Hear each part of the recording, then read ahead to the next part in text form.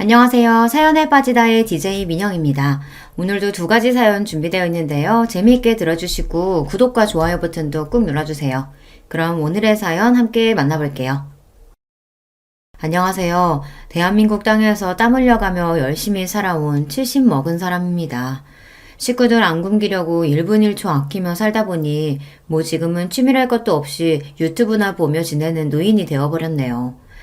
지금 나와 같이 사는 건 지난해부터 우리 집에 눌러 살게 된 길고양이 수봉이가 유일한 식구고요. 긴긴 밤 옆구리는 시리지 마음 울적할 때는 그저 술이나 마시며 여기 유튜브에서 사람들 사는 이야기 듣는 것이 재미난 일이 되었죠. 저라는 사람은요, 많이 배우지도 못한 데다가 또 가진 팔자가 어찌나 억센지 우아하고 고운말 같은 건 하나도 쓸 줄 몰라요. 그래서 여기 다른 사연자님들처럼 좋은 말솜씨는 없지만요. 최대한 솔직하게 제 이야기를 털어놓겠습니다. 그러니 여러분 제 이야기 좀 한번 들어봐 주세요. 도대체 누구 잘못인지 내가 나쁜 년인 건지 한번 판가름을 해달라 이 말입니다. 저는 총구석 어촌마을에서 태어난 저에게도 부모님, 언니, 오빠, 가족이라 부르던 친정 식구들이 있었죠. 하지만 사고로 일찍이 아버지를 여의고 엄마 혼자 우리 삼남매를 키우셨습니다. 언니 오빠는 가난한 시골이 몸서리 쳐지도록 싫다며 성인이 되자마자 상경하고 자기들 입성이나 챙기고 살았어요. 무릎 연골도 남아나질 않아 거동이 불편한 엄마를 시골집에 혼자 두고 생활비조차 붙여주지 않았던 그들은 그저 가족이 부담스러웠나 봅니다. 하지만 사람 인두겁을 쓰고 자식이 그래서는 안 되잖아요. 우리 자식들 키우느라 엄마 인생을 다 바치셨는데 말입니다. 자기들 결혼까지 하고 나더니 아예 명절이고 엄마 생신이고 발길을 뚝 끊고 살대요. 그 뒤로 난 그 사람들 동기간으로 보지도 않고요. 파렴치한 그들을 떠올리면 욕지기만 납니다. 그래도 어쩌겠어요. 불쌍한 울 엄니 나라도 챙겨야죠. 20살 때부터 내가 돈 벌어 엄마 병원비 대고 생활비 벌며 모녀 둘이 살았네요. 그래도 결혼해야 한다. 너 가정이 이루는 거 봐야 죽어도 눈 감는다던 엄니는 맨날 나만 보면 시집 타령을 하셨어요. 그러면 전 괜스레 엄마에게 성을 냈죠. 됐어. 나 같은 거 어느 놈이 이쁘다고 데려가겠어요. 결혼 못한 처녀 귀신으로 죽어도 하는 수 없죠. 이렇게 툴툴대며 우악스러운 처녀였던 저도 운명의 사랑에 빠지고 말았죠. 장돌배기처럼 다니는 트럭 장수 남자가 좋아져서 저도 시집이라는 것을 갔으니까요. 그 사람이 결혼하자고 말했지만 난 대번에 거절하고 돌아서 장대비처럼 눈물을 쏟아야 했어요. 너무너무 그가 좋지만 같이 살고 싶지만 혼자 계신 울 엄니를 나까지 버릴 수는 없어서요. 그런데 그 남자는 내가 청혼을 거절해야 했던 이유를 알아채곤 이렇게 말해주었습니다. 난 고아나 마찬가지 아닌가. 당신 어머님 내 친모처럼 여길 테니 결혼하고 모두 다 같이 삽시다. 남자가 그것도 고루하기 짝이 없는 경상도 남자가 이런 결단을 내리기가 어디 쉽겠습니까? 결혼해서 남편 때문에 고생도 많이 했지만 이때의 고마움을 생각하며 원망 한번 안 하고 살았습니다. 남편과 결혼하고 친정엄마와 함께 고향을 떠나 경기도로 와서 터를 잡았어요. 남편이 하던 장사를 저랑 같이 했는데 바구니, 양말 등 1000가지 잡화를 트럭에 싣고 다니며 이 동네 저 동네 다녔죠. 돌아다니며 하는 장사의 고됨은 이루 말할 수가 없었습니다. 그러다 보니 어느새 내 마음속에 소원 같은 것이 생겼죠. 바로 내 가게, 내 점포를 갖고 당당하게 장사하는 것 말입니다. 하지만 만사 느긋한 남편은 장사 수완도 좋지 않고 돈도 잘 못 벌었어요. 아이들 낳고 키우면서 남편 혼자 장사하니까 벌이가 뚝 떨어져서 입에 풀칠하기도 어려웠습니다. 그래서 막내 낳자마자 친정엄마에게 아이들을 맡기고 내가 일하러 나섰어요. 장사꾼으로 살다 보니 여자가 참 갈갈한 성미가 되었지만 누구 돈 떼먹거나 거짓말 안 하고 살고자 노력했습니다. 그렇지만 내가 편하게 살 팔자가 아니었던 모양이죠. 남편은 벼랑간 차 사고가 나서 반년간 식물인간처럼 병원에 누워있다 결국 세상을 뜨고 말았으니까요. 그때가 맏아들이 7살, 막내 아들이 고작 2살 되던 해였습니다. 졸지에 과부에 노모와 세 자식이 딸린 가장이 되어버렸죠. 돈도 못 버는 기존의 트럭 장사를 과감히 접고 남의 식당 주방 일을 하기 시작했습니다. 내가 음식하는 손도 야물고 또 가만 보니 먹는 장사가 제일 많이 남는 것 같아 보였죠.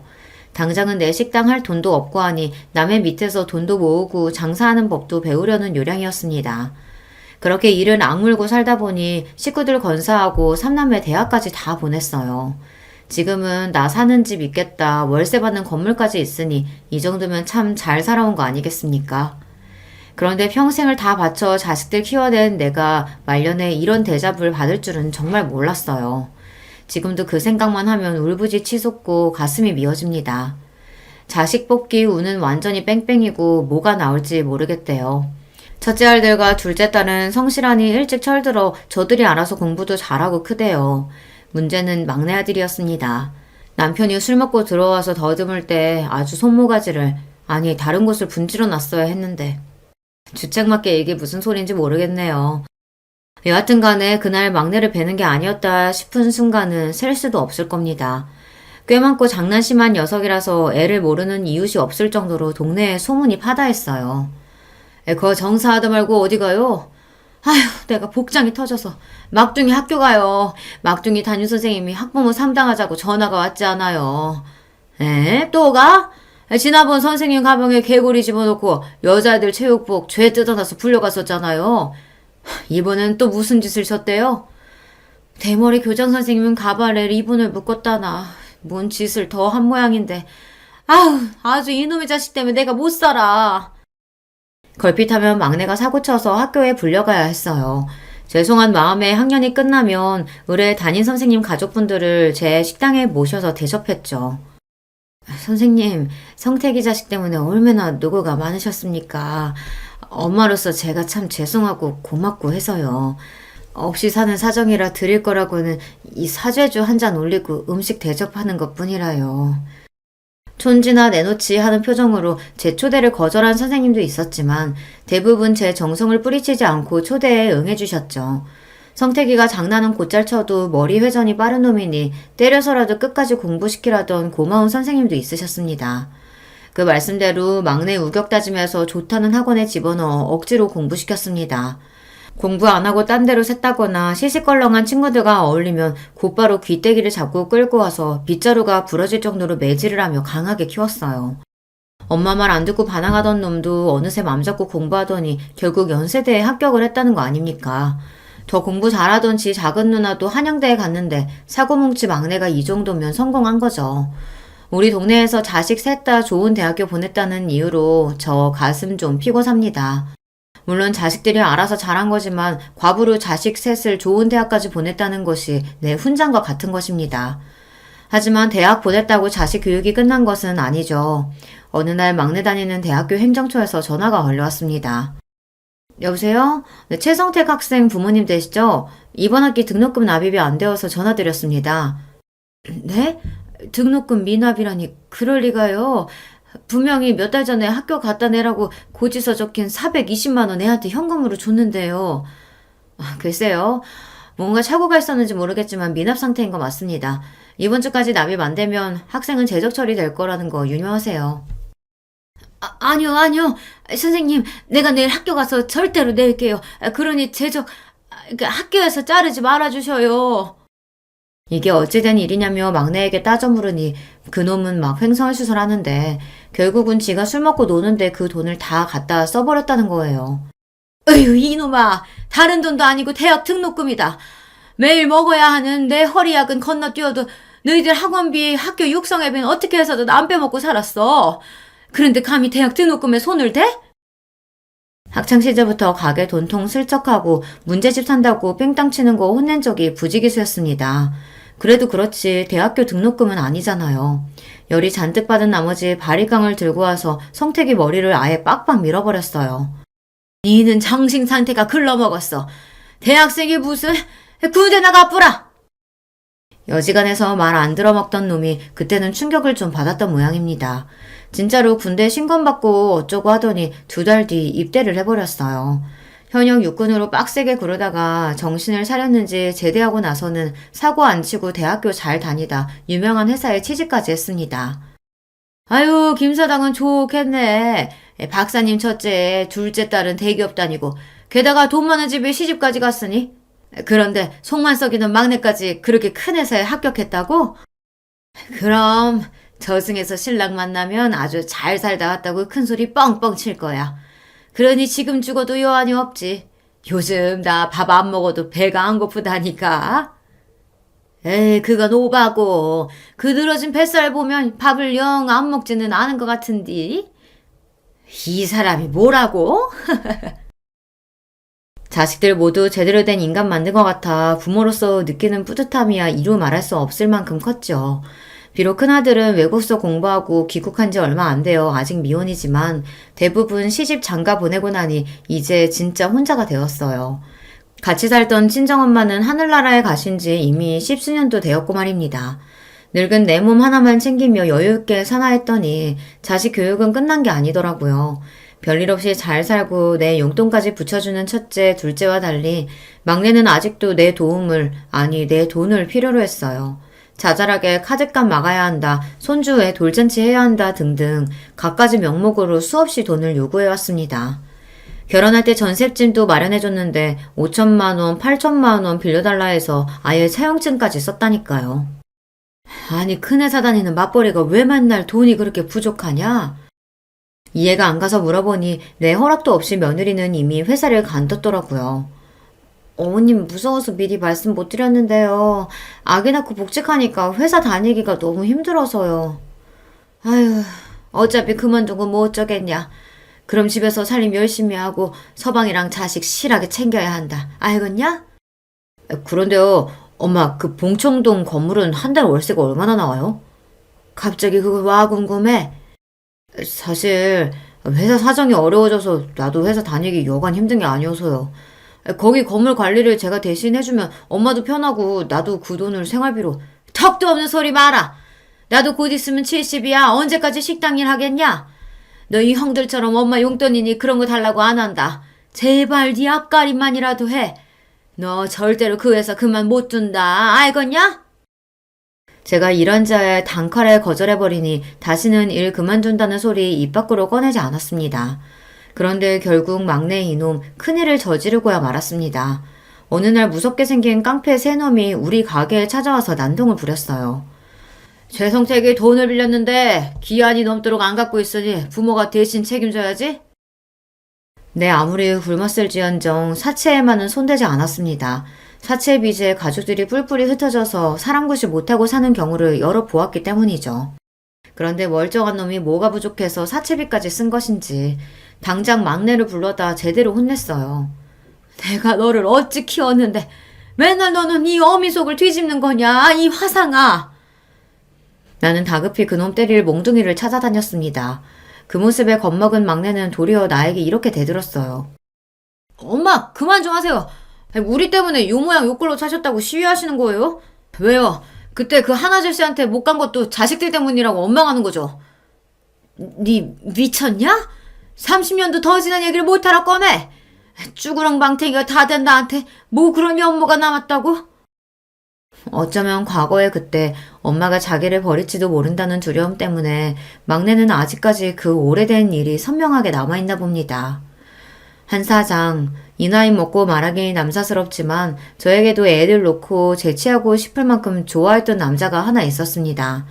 1992년도 한방눈이 펑펑 내리는 날 그 남자와 얘기 나누던 기억은 보물처럼 가슴에 묵혀두고 가끔 생각만 했었는데 어디 그 이야기나 해볼까요?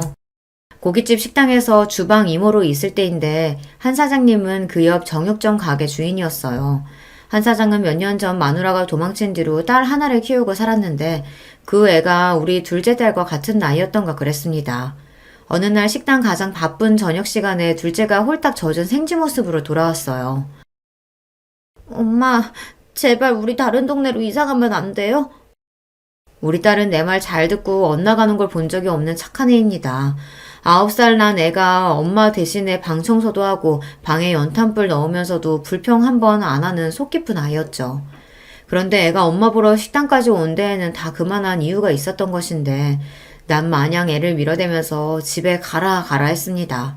급기야 둘째는 울음을 터뜨리고 그 모습에 화가 난 식당 사모님이 저한테 소리쳤어요. 아줌마 여기서 쫓겨나고 싶어? 손님들 식사하시는데 왜 애 우는 소리 나게 해? 재수없게. 빨리 애 보내고 주방 들어가요. 황급히 가게 뒤편으로 둘째를 데리고 가서 애 등짝을 철썩철썩 때렸습니다. 엄마 더 곤란해지기 전에 후딱 집에 가지 못하느냐면서요. 엄마, 내 말 한 번만 들어주세요. 우리 반 남자애들이 내 옷에서 냄새 난다고, 빨래 대신해준다고, 화장실 내걸레 빤 물을 나한테 끼얹어 버렸다고. 우리 이사가 나 전학 갈래. 세상에, 어느 쏘글 놈의 자식들이 내 딸내미한테 그런 짓을.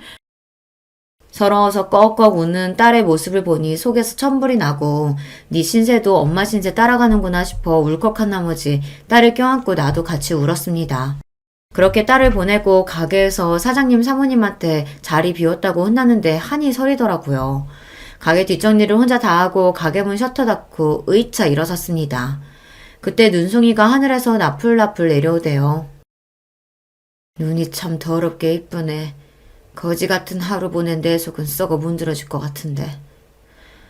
저기요, 일 끝났으면 와서 쌍화탕 한 잔 마시고 가요. 일하러 가게 오다니며 그와 마주치면 가볍게 인사나 하던 대면대면한 사이였습니다. 말 한 번 섞은 적은 없지만 그 사람 목소리나 그림자만 봐도 알아채는 내가 이상했습니다. 동네에서 내가 과부인 걸 다 아는데 외간 남자랑 말 섞고 눈빛 나누다가 이웃들 입방아에 오르면 어쩔까 싶어 조심해야죠. 내가 왜 거기서 차를 마십니까? 집에서 애들이 기다리니 얼른 가야 돼요. 그 집딸이랑 우리 집 딸내미랑 같은 반인 건 몰랐어요? 애들 얘기할 게 있으니 잠깐 와봐요. 지금 시장 사람들 다 문 닫고 갔으니까. 남들 볼까 두려운 내 마음을 그에게 들킨 것 같다 놀랐지만 애들 얘기라고 하니까 못 이기는 척 들어가서 한 사장이 내미는 의자에 앉아 그가 준 종이컵을 받아들었습니다. 눈 오는 추운 겨울밤 쌍화차 하나가 뿜어내는 온기가 싫지 않더군요. 아니 너무 따뜻하고 좋아서 종이컵을 두 손 모아 꼭 감쌌습니다. 딸 이름이 혜연이 맞죠? 전학 온 뒤로 짓궂은 놈 몇몇이 괴롭히고 있었답니다. 우리 딸이 그 아이 뒷자리라 자주 봤는데 학부모회 하는 엄마 믿고 까부는 놈들이라 담임 선생님도 못 본 척해서 혜연이가 많이 힘들어했대요. 안 그래도 내일 날 박는 대로 학교 가서 그 자식들을 확 죽이 삘라고 했어요. 그놈들 이름이 뭐랍니까? 그때 정육점 가게에 있던 라디오에서 심수봉의 노래가 흘러나왔습니다. 그대 내 곁에 선 순간 그 눈빛이 너무 좋아. 순간 이상한 경험을 했어요. 흐르던 시간이 멈추고 내리던 눈도 멈추고 난로 곁에 앉은 그 사람과 나 둘만 세상에 존재하는 것 같은 느낌. 더 이상 말을 하지 않았지만 우린 느낄 수 있었습니다. 당신과 나 서로 좋아하고 있군요. 노을처럼 붉게 달아오른 얼굴을 보이기 싫어서 냅다 거기서 뛰어나왔습니다. 그날 이후 식당 일 마치고 나오는 시간이면 한 사장이 나를 집까지 바래다 주었습니다. 서로 별말은 안 했지만 원래부터 그런 사이였던 듯이 마치 그래도 된다는 듯이 말이죠. 같이 포장마차 우동을 먹고 걸어가며 이야기하는 것뿐 별다른 짓도 안 했어요. 하지만 소문은 살에 살을 더해져 회개망측해져 버렸습니다. 엄마 진짜야? 식당 사장님이 엄마 갖고 재혼할 거라 했어요. 정육점 아저씨랑 살려는 거지. 나 싫단 말이야. 우리 아빠는 한 분이야. 엄마 결혼하지 마. 다른 두 아이까지 합세해서 애들은 제가 결혼할 거라는 소문을 들었는데 진짜냐고 물었습니다. 아무리 내 새끼들이라지만 그 순간 어느 동네 사람들이 묻는 것보다 나에겐 더 무서웠어요. 내가 뭐 잘못한 것도 없는데 괜히 나쁜 짓 하다 잡힌 범죄자가 나고 애들은 형사 같았습니다. 그렇지만 난 결정을 해야 했어요. 어정쩡하게 한 사장과 이렇게 연애하다가는 시장에서 내 꼴만 우스워지고 애들 앞에 떳떳한 엄마로 있을 수 없으니까요. 어쩐 일로 자네가 날 먼저 만나자 했어? 기분 참 괜찮네.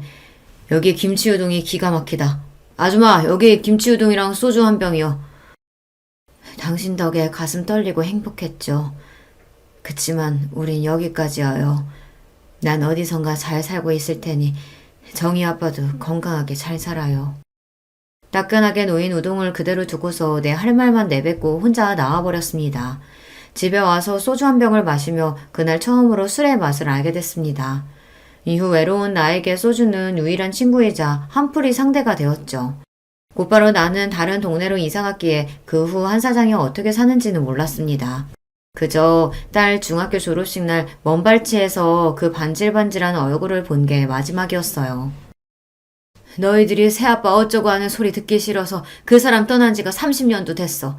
근데 그게 왜? 내가 왜 너한테 한 사장 얘기를 들어야 하냐? 그거 아세요? 엄마는 지난 세월 고생한 게 다 자식들 때문이라고 생각하니까 작은 실수에도 그렇게 크게 역정을 내시는 거예요. 그 억하심정 때문에 내가 하는 행동 하나하나가 다 미운 거라고요. 언제 엄마가 나한테 따뜻한 말 한마디 건네준 적 있었어요? 그대로 막내는 방문을 걷어차고 집에서 나가버렸습니다. 저 자식이 그래도? 지 잘못한 거는 생각도 안 하고 막내놈은 저렇게 엉뚱한 생각이나 하며 엄마 탓이나 하고 있었어요.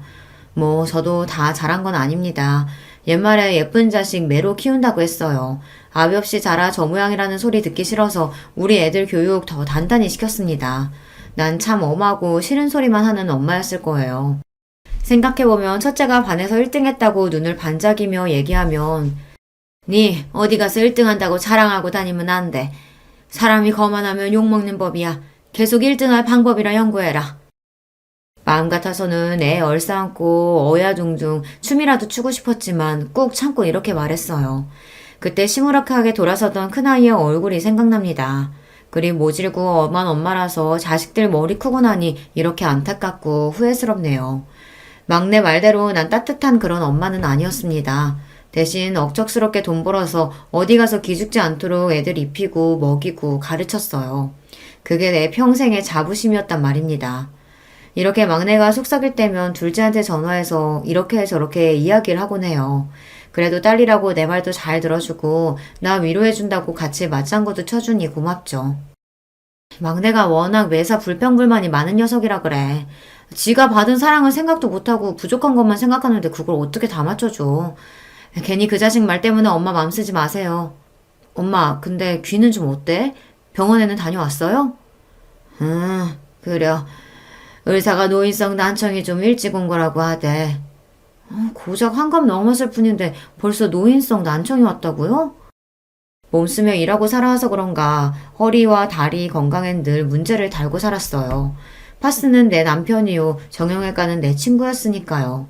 그런데 몸 아픈 건 약 먹고 바르면서 참는데 이골이 났지만 귀가 안 들리는 건 어려움이 많았습니다. 사람들이랑 하는 일상적인 대화도 어려워지고 자꾸만 사람들이 했던 말 또 해달라고 하니 나를 불편해하고요. 내 말이 잘 안 들리다 보니 원래도 갈갈했던 목소리가 더욱더 커져버렸어요.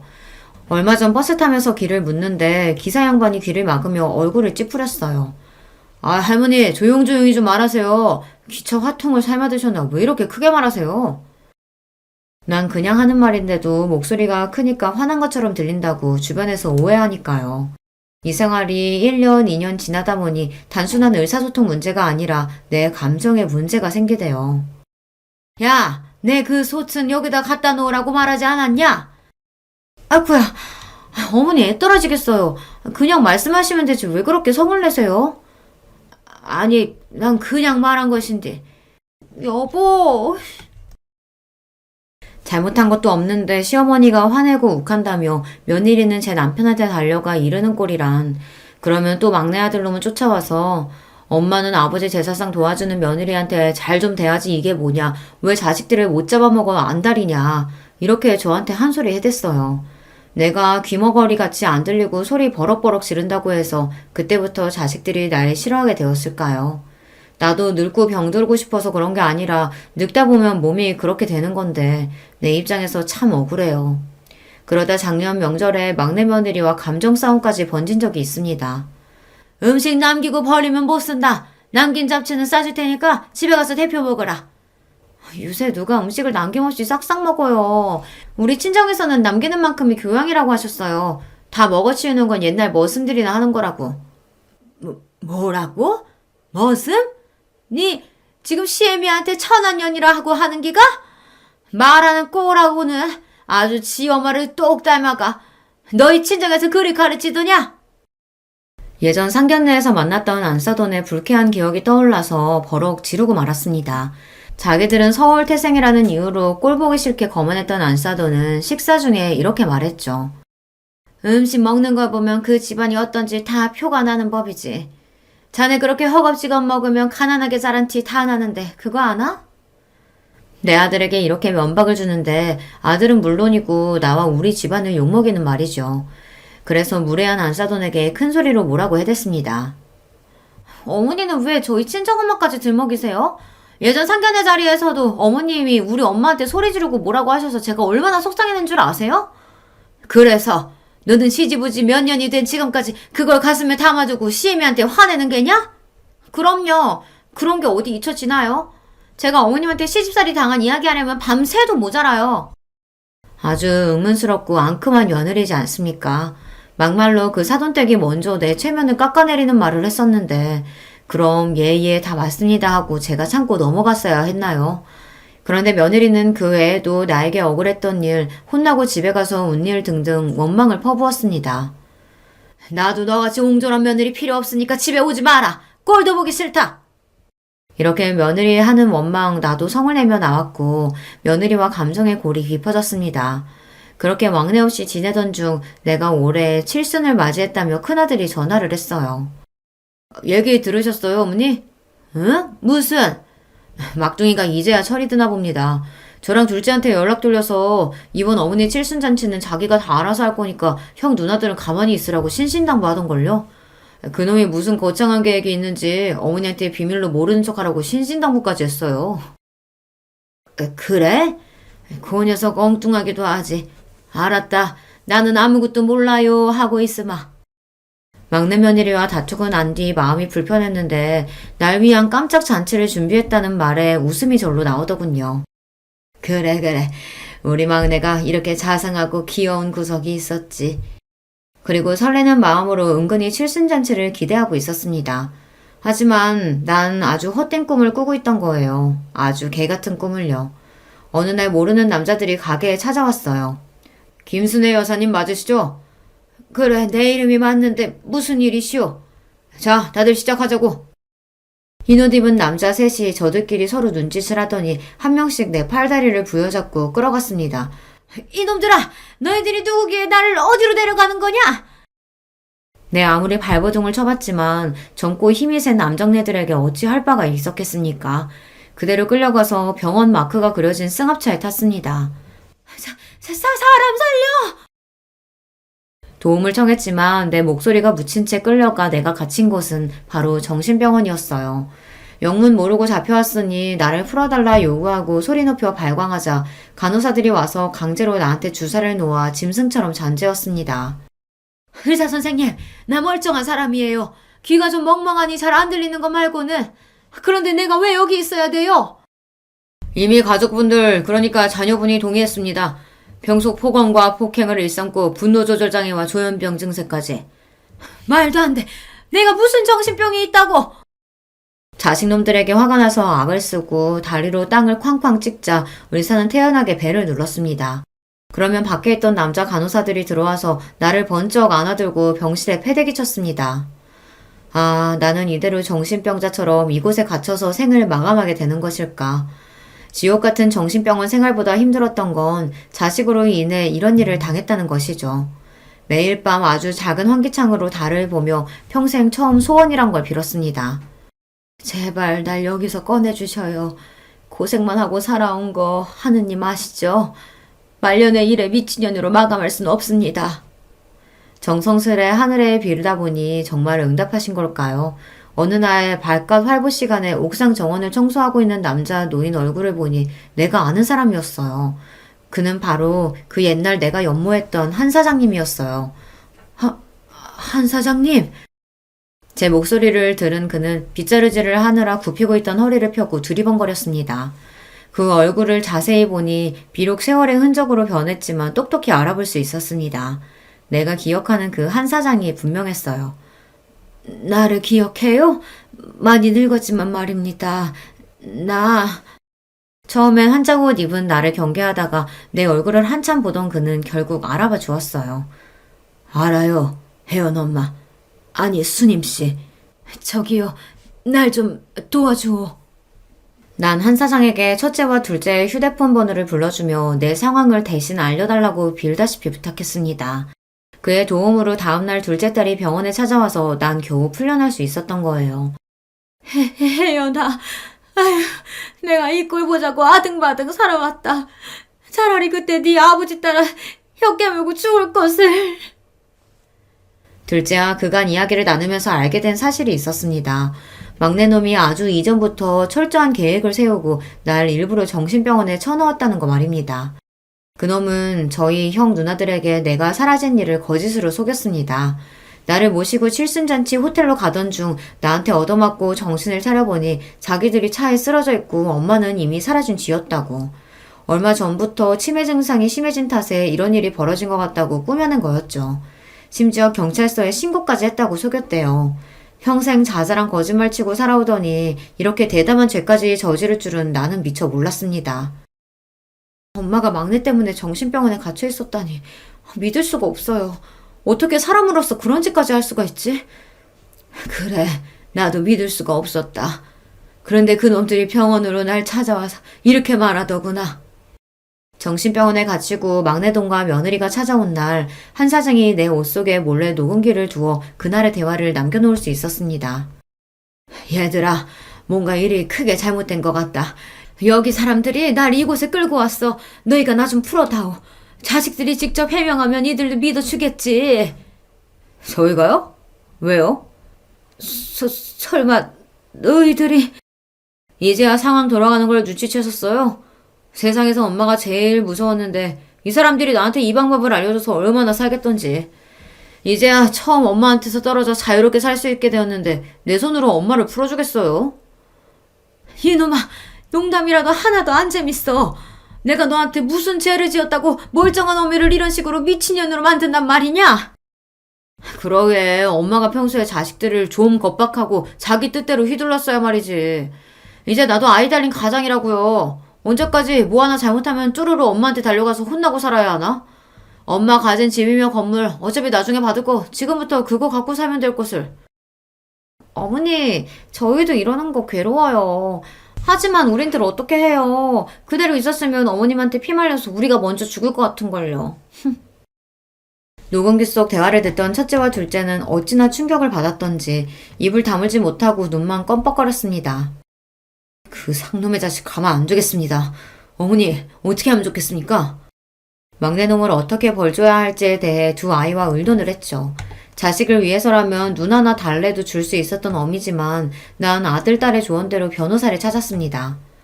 변호사님, 자식까지도 않은 막내 호적에서 파주쇼. 법원 판결을 통해 정당한 이유로 인정을 받아야 가족관계 등록부 정정이 가능합니다. 우리나라에서 호주제는 폐지되어서 이제 호적 자체가 없기도 하고요. 그럼 어떻게 방법이 없는 건가요? 그럴 수야 없죠. 의뢰인께서 막내 아드님으로부터 당하신 일에 대해 복수하셔야 하지 않겠습니까? 내가 처했던 상황을 설명하자 변호사님은 최선을 다해 돕겠다고 자기만 믿으라 장담했어요. 옛말처럼 호적에서 파낼 수는 없었지만 내 뜻을 분명히 막내 자식 부부에게 전했습니다. 변호사가 추천한 대로 법적으로 강하게 말이죠. 더 이상 타이르고 매타작해서 가르치는 게 아니라 어른의 무서움, 부모의 냉정함을 보여줄 차례란 말입니다. 시간이 얼마 흐르지 않아 성태기와 그 마누라는 날 찾아와 빌어댔죠. 하지만 아직도 정신을 못 차렸는지 사죄부터 하지 않고 저들이 처한 상황부터 해결해달라고 하는 꼴이란. 세상에 이런 법이 어디 있습니까? 엄마가 빚쟁이도 아니고 제 쥐꼬리만한 월급을 완료하뇨. 그렇게 가져가시면 우리 식구들은 어떻게 살라고요? 엄마 그렇게 매정한 분이셨어요? 우리 최 씨 집안에서 당신은 내 자식이 아니요. 나한테 빌려간 돈 안 갚으면 압류해서라도 받아야지. 안 그러니 얘들아? 당연하죠. 성택이 너 사람이 그러면 안 된다. 어? 저희 도와주실 거 아니면 고모는 좀 빠져주시죠. 어머님, 우리는 어머님이 진짜 치매가 세게 온 줄 알고 7차 병원에 갔던 거지 다른 뜻은 없었어요. 그러니까 제발 노여움 푸시고. 참나. 이봐요 재수씨. 우리한테 와서 뭐라고 했죠? 엄마 실종 신고하고 안 들어오면 엄마가 소유했던 집이며 건물 다 당신들이 관리하겠다고 우리 설득하려고 들었지. 결국은 엄마 재산 노리고 정신병원에 감금해놓고 어디 뻔뻔하게 얼굴을 들고 다니는지 원. 뭐? 형! 말이면 단 줄 알아? 형이나 누나도 우리랑 다 같은 흑심 품었었잖아. 겉으로는 착한 척, 엄마 걱정하는 척 하면서 실은 속으로 엄마가 실종되고 사망 처리되길 바랬던 거 아니야? 형도 엄마 유산 바랬던 거 아니냐고. 막내놈이 형에게 대들자 아예 두 아들놈은 멱살잡이 하는 상황까지 오고야 말았습니다. 그 광경을 보니 내 속에서 불이 나더라고요. 나도 모르게 막내놈의 뺨을 후려 쳐버렸습니다. 어디 내 장남 멱살을 잡아? 아저씨가 뭔데? 당장 내 집에서 나가라. 분명히 말하지만 너희는 내 자식 아니니까 이 집에 찾아오지도 말고 내 돈이나 얼른 갚아. 안 갚으면 계속 그렇게 월급 차압 당할 거라는 것만 똑똑히 알고. 변호사의 조언대로 채권 강제 집행인가 하는 법원 명령을 받아 아들의 월급 380만 원 중 절반을 차압했으니 저들이 먹고 살기 힘들기도 하겠죠. 하지만 불효막심한 막내에 대한 단죄는 이것이 끝이 아니었습니다. 두 남매가 나를 위해 진짜 칠순잔치를 준비해서 서울 강남의 유명한 호텔에서 흥겨운 시간을 보내고 있었죠. 당연히 막내는 그 자리에 초청하지 않았고요. 그런데 둘째 손주들의 귀여운 축하 노래 중 어찌 알고 왔는지 막내 아들과 며느리가 그 잔치에 들어왔어요. 설마 미운 내가 보고 싶어서 칠순잔치까지 왔겠습니까? 뭐 월급 압류 풀어달라 사정할 목적이었겠죠. 내 자식이지만 이젠 나도 그 시꺼먼 속내에 속아 넘어가지 않습니다. 이 자리에 있어서는 안 될 사람들이 왔네. 첫째야 둘째야 쟤네 끌어내라. 저도 자식이에요. 하나뿐인 어머니 칠순잔치에 아들인 제가 빠져도 되겠습니까? 아, 그러세요? 어쩌나? 사실 나는 자식이 둘뿐이었어요. 거기 자네들은 내 모르는 사람이니 이 좋은 잔치에서 나가주실랍니까? 정말 왜 이렇게까지 하시는 거예요, 엄마? 차라리 원래 엄마 성미대로 메타적하고 차라리 욕을 날리세요. 안 어울리게 서울말 쓰며 자식인 우리한테 존대하시냐고요. 진짜 소름 끼치게. 나는요. 나랑 하등 상관없는 남한테는 그래도 예의 지키고 사는 년입니다. 그쪽이랑은 완전히 남이니까 이러죠. 뭐 이렇게 내 잔치에 온 김에 거기 차린 뷔페나 먹고 가요. 옛날에도 좋은 잔칫날 동네 버렁쟁이들까지 다 먹였으니까. 나는 더 꼴도 보기 쉽지 않다는 듯 잔치 내내 막내를 투명인간처럼 대했습니다. 보다 못한 둘째 딸이 날 타이르더군요. 엄마, 이제 그만 성택이네 용서해 주세요. 얘기 들어보니까 얘네들 그동안 고생도 많이 하고 진짜 반성 많이 했대요. 딸의 얘기에 나는 가자미 눈으로 쏘아보며 호통을 쳤습니다. 내 허락도 없이 오늘 잔치한다는 것도 네가 저놈들한테 알려준 게냐? 너 역시 엄마 무시하고 네 멋대로 굴다가 막내 꼴 되고 싶으냐? 내 불효령의 둘째 딸과 사이는 절대 그런 일은 없다며 나에게 빌고 잘못했다고 했습니다. 마지막 순서로 오신 손님들에게 감사 인사를 드리려던 찰나였죠. 그런데 나는 들고 있던 마이크에 대고 예정에도 없던 이야기를 하기 시작했어요. 보잘것없는 이 늙은이의 칠순잔치를 두 자식이 합심해서 열어준 것에 고맙구나. 또 바쁘신데도 불구하고 여기까지 와주신 손님들께 뭐라 감사의 말씀을 드려야 할지 모르겠습니다. 아까 중간에 한번 소란을 피웠죠. 내 치부이고 내 허물이지만 난 감추는 법을 모르는 사람이니 여기 계신 모두에게 얘기 드리죠. 저 막내 아들인 놈이 이 애미한테 무슨 짓을 했냐면요. 그 자리에서 그놈들이 벌였던 천인공노할 짓을 한 푼도 더하거나 빼지 않고 온전히 사실 그대로 밝혔습니다. 순식간에 웅성거리며 막내 아들과 며느리에게 수십 수백 개의 눈이 향했고 비난과 욕설이 나오기 시작했죠. 예상치 못한 상황에 막내 아들과 며느리는 아연 실색하고는 그대로 주랭랑을 쳐버렸습니다. 그러자 다른 두 자식들 또한 몹시 당황했습니다. 애들이 진땀을 흘리며 손님들에게 해명하고 분위기를 수습했지만 거기에서 이미 내 칠순잔치는 파장이 되어버리고 말았죠. 한 사람 한 사람 오신 손님들이 가시는 걸 나는 멍하니 바라보고 있었어요. 어머니가 막내에 대한 원망의 마음 이해합니다. 그렇지만 우리 가족의 일을 이렇게 만천하에 공개까지 했어야 했어요. 내 지인들, 친척분들 앞으로 어떻게 보라고요. 정말 너무하세요, 엄마. 막내가 저렇게까지 엇나간 데에는 이토록 심하게 구는 엄마의 탓도 있다는 생각 안 해보셨어요? 내 칠순을 축하해주겠다는 자리에서 남은 자식들까지 이렇게 날 비난하고 탓하니 그렇게 서러울 수가 없더군요. 그래! 자식놈들 다 필요 없다! 너희도 그만 썩 나가! 그렇게 첫째네 둘째네 가족들도 나가버리고 그 넓은 홀에 나 혼자 덩그러니 남았습니다. 아니, 그 자리에 남아준 단 한 사람이 있었죠. 내가 정신병원에서 탈출할 수 있게 도와준 한 사장님이요. 그는 서러움에 끄끄 울고 있는 내 어깨에 손을 얹으며 곁에 있어 주었습니다. 내가 원래 성질머리가 이렇게 고약해요. 그래도 내 잔치인데 남은 자식들까지 저렇게 날 탓하고 떠나가네요. 한 사장님, 내 인생은 엉망진창이었나 봐요. 나는 겨우 딸 하나인데 호래비로 열심히 키웠대도 지금 이래 혼자 아닙니까? 키우는 수고만 있지 부모 마음 하나 몰라주는 게 그게 자식이에요. 하던 정육점도 어음 못 맞고 푸둬놨는데 돈 없는 아비는 아비 대접도 안 해줘요. 지가 돈 벌어 대학 등록금 내고 시집도 제 돈으로 갔다면서 아버지 사는 집에 코빼기도 잘 안 비춤디다. 병원에서 청소하면서 이렇게 나 혼자 먹고 살고 있잖아요. 들어보니 한 사장님의 사연도 참 기구하고 탔겠어요. 자식들이 날 정절없는 어미로 생각할까봐 두려워서 애모의 감정을 감추고 그에게 도망쳤던 날이 기억납니다. 그런데 다 늙은 지금 내 인생에 무엇이 남았는지요. 자식이요? 아니면 어느 정도 모은 재산이요? 난 이제 새 인생을 살기로 작정했습니다. 좀 더 아껴서 자식들 앞으로 큰 유산이나 남기려고 했던 마음 버리고요. 모아놓은 돈 내가 다 쓰고 살다 죽기로 했죠. 평생 하던 식당을 처분한다는 소식에 맏아들과 둘째 딸이 오랜만에 찾아왔습니다. 그 잘되던 가게를 왜 정리하냐고 묻더군요. 이놈들아, 내 가게 내가 원할 때 정리도 못하냐? 70 넘은 내가 죽을 때까지 돈 벌면 뭐해? 너희들 앞에 유산밖에 더 되겠어. 어떻게 된 게 내 건강 걱정하면서 가게 그만두라는 자식놈이 하나가 없다냐? 내가 참 헛살았어. 엄마, 옛날 망원동에서 정육점 하던 아저씨 요즘 만나고 다니시죠? 그분하고 살림이라도 차리려고 이러시는 거예요? 다 늙어서 무슨 추태예요. 곱게 사시던 대로 사셔야죠. 그 아저씨 다 엄마 돈 노리고 그러는 거라고요. 끝까지 자신들 잘못은 뉘우치지 못하고 이 엄마의 서운함은 몰라주는 아들, 딸이 몹시 밉고 화가 났습니다. 그래, 설령 내 돈 탐나서 그러면 좀 어떠냐? 나 외로울 때 옆에서 같이 소주 한잔 해줄 사람은 내 자식이 아니야. 그 사람이지. 나 아플 때 병원 같이 갈 사람이 너네겠냔 말이야. 한 사장님이 그렇게라도 해준다면 난 그걸로 족한다. 그와 함께 호의호식하며 남은 여생 살 거다. 죽을 때도 아예 남은 재산 사회에 다 헌납하고 눈 감을 거야. 난 이제 너희 같은 자식들 필요 없다.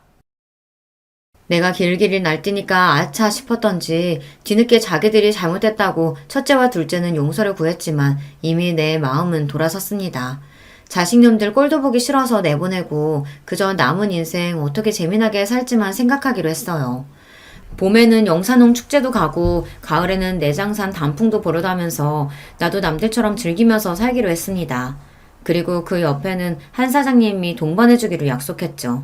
우리는 둘도 없는 친구처럼 찻집에 가고 영화관에도 가며 정답게 지내고 있어요. 남자로 느껴지는 떨림, 그 역시 나를 여자로 대하고 있지만 천천히 서로에게 다가가려는 마음은 서로 같다고 봐요. 자식 셋은 그 이후로도 끊임없이 시어미처럼 한 사장을 만나지 말라며 조심하라고 내게 잔소리를 했습니다.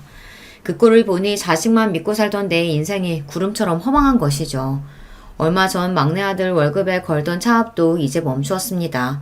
칠순잔치에서 못 볼 꼴을 당한 뒤 나타날 엄두가 나지 않았는지 막내 내외는 조용히 지내더군요.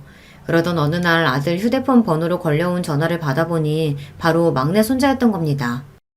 할머니 안녕하세요. 왜 요즘 할머니 우리 집에 안 오세요? 엄마 아빠도 할머니 집에 안 가고요. 싸웠어요? 그래 미안하다 우리 강아지. 할머니가 네 아빠한테 화가 나서 당분간 떨어지기로 했어. 근데 우리 손주 잘 지내고 있냐?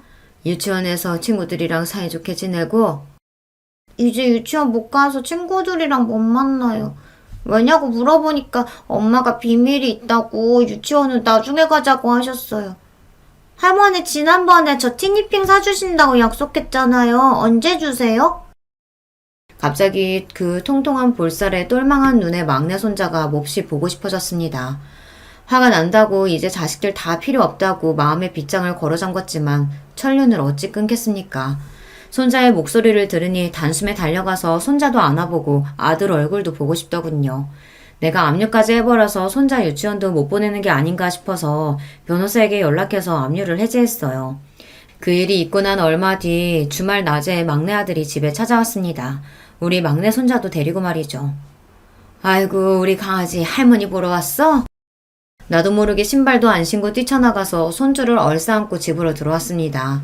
정신병원 사건 이후 처음 아들에게도 엄마처럼 대했고요. 손자와 한참 이야기를 나누고 있는데 아들은 무릎을 계속 꿇고 똥 마려운 강아지처럼 불편하게 있었습니다. 됐다. 왜 그렇게 불편하게 앉아있노? 편히 있어라. 막내 아들은 갑자기 얼굴을 바닥에 묻고 엉엉 그야말로 대성통곡을 했습니다. 이 어미가 그리 서럽게 있냐? 석고대죄까지 안 해도 된다. 얼마 전에 월급 압류 풀어주셨더라고요. 감사합니다. 제가 정말 아주 못난 놈이었죠. 형 누나처럼 효자의 반듯한 놈은 못됐어도 그렇게 막 나가는 불효까지 해서는 안 됐는데 절 용서해 주세요. 이제라도 알았다면 앞으로 네가 어쩌는지 내 눈 부릅뜨고 지켜본다. 그러고 네 형 누나도 뭐 그리 효자 아니다. 아니 못나게 굴어서 그놈들도 지금 자식처럼 안 보고 있지. 너나 그것들이나 크게 진배 없다.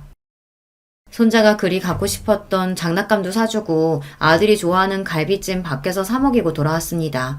가만히 내 속이 어떤가 들여다보니 막내 아들에게 맺혀있던 한해 응어리가 많이 풀어져 있더군요.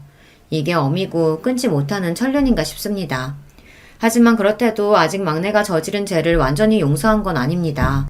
이놈이 진심으로 뉘우치는 것인지 아니면 그런 척 어미를 속이고 정신 못 차리고 있는 것인지는 좀 더 지켜봐야죠. 전처럼 자식들 필요한 거 다 해다 바치고 모든 애들 입장에서 생각하던 것은 이제 나 안 할랍니다. 예전 같으면 자식들 무서워서 남자친구는커녕 친구도 잘 못 만났는데 지금은 자식들이 뭐라든 한 사장님하고 가깝게 지내니까요. 이쯤에서 구독자 여러분께 묻고 싶네요. 여러분이 저처럼 정신병원에 가둔 자식이 있다면 그놈을 용서하고 전처럼 받아들이실 수 있으신지요? 그래도 자식이라고 품어주려는지요? 자식들이 엄마가 변했다고 노망이냐며 서운하다고 나오는데 제가 뭐 그리 잘못한 것입니까? 나도 헷갈리고 마음의 갈피가 안 잡힙니다. 어떤 날은 그래도 내가 어미고 우덜인데 허물 다 덮고 자식들 봐줘야지 싶다가도 서운함이 가시질 않아요. 그래서 감히 여러분께 여쭙고 싶어요. 첫째와 둘째 그리고 이 막내놈을 용서하는 게 맞습니까? 아니면 저들이 뭐라곤 유산이고 뭐고 남기지 않고 제 마음대로 다 쓰다가는 게 맞나요? 여러분께서 댓글로 저한테 조언을 좀 해주세요.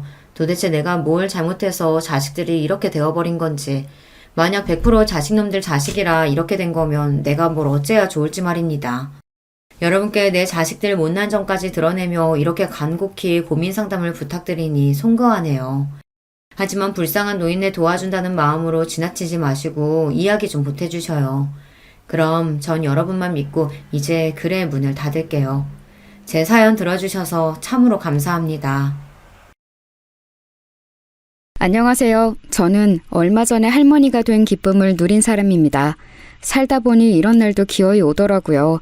제가 유튜브에서 가장 좋아하는 채널에 제 지난 이야기를 사연으로 한번 보내어 봅니다. 아직 인생을 통달했다고 말하기에는 너무 부끄럽긴 하지만 그래도 할머니까지 된 입장으로서 인생이란 뭔가를 얘기해 보자면 저는 내 이야기 하나 제대로 들어줄 사람 만나기가 생각보다 쉽지 않은 것. 이게 바로 인생이라고 생각해요. 저는 워낙 타고나기를 활기차고 왈가닥인 소녀였어요. 가진 것에 비해서 늘 꿈이 비대하기도 했었답니다. 속으로 늘 오빠보다 제가 낫다고 여기면서 친정 부모님이 뭐라고 하시든 콧대가 쉬이 꺾이지 않는 딸이기도 하였고요. 그런 나날을 보내던 중 제가 중학교 시절에 동생이 태어났습니다. 집안의 막내였고 늦둥이였죠. 제 여동생 새별이가 태어나는 바람에 저는 고등학교에 진학을 못하게 되었습니다. 동생의 탄생과 고등학교 진학 무산이 대관절 무슨 상관이냐고요? 저희 친정처럼 형편이 애매하게 안 좋았던 집들에게는 상황에 따라 자식의 거취가 시시각각 바뀌는 게 잘만 일어나는 현상이었습니다. 갑자기 아기를 키워야 되는 집이 되었으니까 제가 고등학교로 가는 게 비효율적이라고 친정 부모님은 판단하셨던 것이었죠. 내가 고등학교 가는 것을 얼마나 손꼽아 기다렸는데 청소한 여고생이 되어보고 싶었건만 그 꿈이 이렇게 무산되는구나. 부모님께 대들고 반항을 해보자니 집안 형편이 지금 어려워진 것 같고 출산 이후로 엄마의 건강도 좋지 못하시고 그런 상황이라 말대꾸도 못하겠어. 이건 어쩔 수가 없구나. 눈물을 쓰게 삼키며 고등학교 진학을 단념했던 날 아무도 몰래 저는 동네의 뒷산에 가서 눈물 콧물을 다 흘리며 오열했습니다. 이 세상에서 제일 가는 비련의 여주인공이 된 것 마냥 불행한 스스로에 취해서 많이 울었었네요.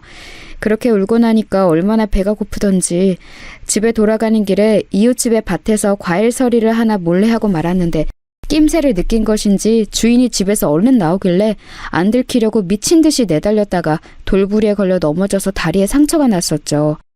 그런데 그 상처가 제가 나중에 결혼하고 애를 낳을 때까지도 흉터를 남긴 채였어요. 볼 때마다 얼마나 기가 막히던지요. 혼자 괜히 폼 잡겠다고 뒷산에 가서 울지만 않았어도 배가 안 고팠을 거예요. 그러니까 저는 희한한 쪽으로 많이 튀는 애였던 것 같아요. 갓난아기 동생, 사실 얼마나 귀여운 존재입니까? 그러나 저는 언니가 되어서는 동생인 새별이가 아기일 적에 이를 박박 갈면서 미워했었습니다.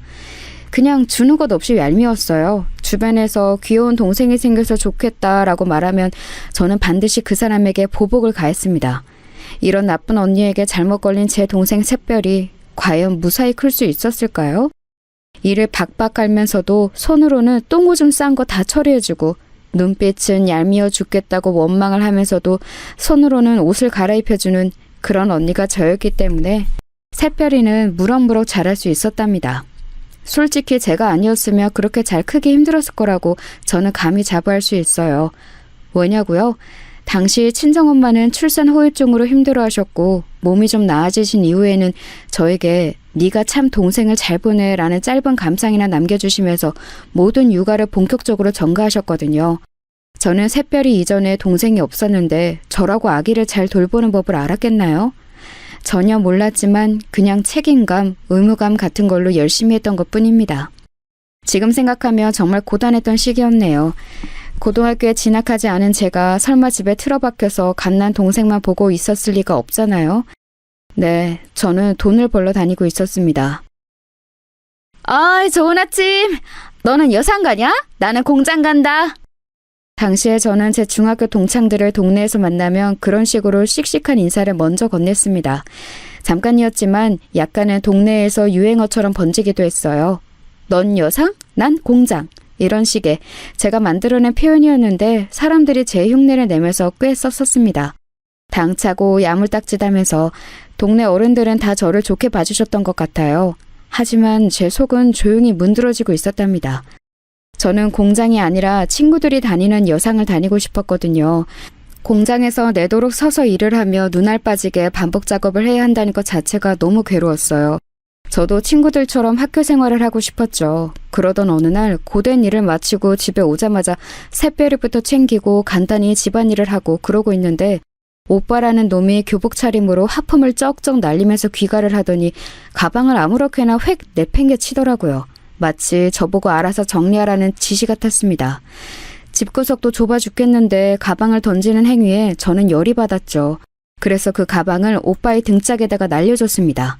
그랬더니 친정 부모님이 깜짝 놀라시면서 저를 혼내셨어요. 공부하고 온 오빠는 왜 괴롭히냐면서 말이죠. 친정 아버지의 소뚜껑 손으로 꿀밤까지 세게 맞자 서러움이 밀려들었습니다. 참고 있던 화가 폭발하는 순간이었어요. 아버지, 왜 오빠만 고등학교 보내셨어요? 진짜 너무하시는 거 아니에요? 저도 고등학교 다니고 싶었다고요. 어허, 남자랑 여자랑 같지 않다고 내가 대체 몇 번이나 말해줘야 너는 알아들을 거야? 그리고 네 오빠가 너보다 공부머리가 더 좋잖아.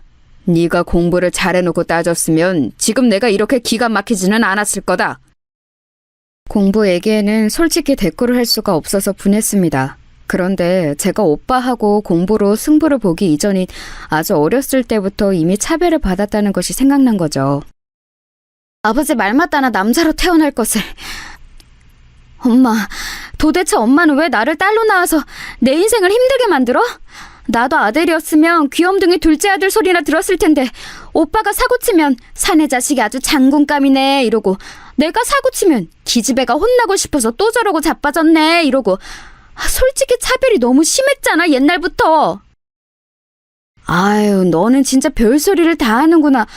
왜 그렇게 너는 억울해하는 거야? 엄마도 그렇게 컸어. 어? 여자라서 딸이라서. 너보다 더 심하게 차별받고 컸으니까 너는 세상에서 너무 억울하고 분하다는 그 표정 좀 그만 지어.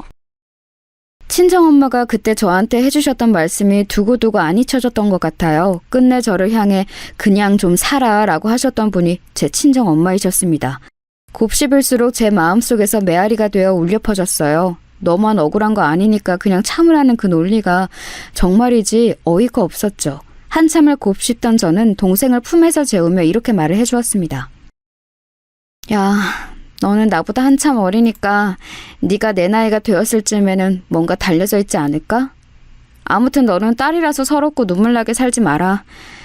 결심을 하나 했는데 내가 오늘부로 너를 후계자로 딱 찜했어. 이게 무슨 말이냐 하면 앞으로 네가 나의 병기가 되어서 활약하는 거야. 내 병기로 성장해서 내 억울함을 네가 다 풀어줘. 알았지? 내가 팍팍 밀어줄게.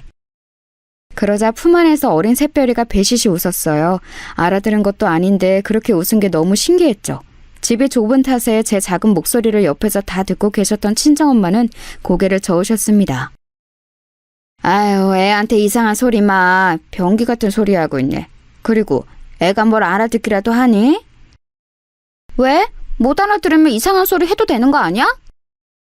너는 대체로 말을 상대방에게 한마디도 안 지는 편이야.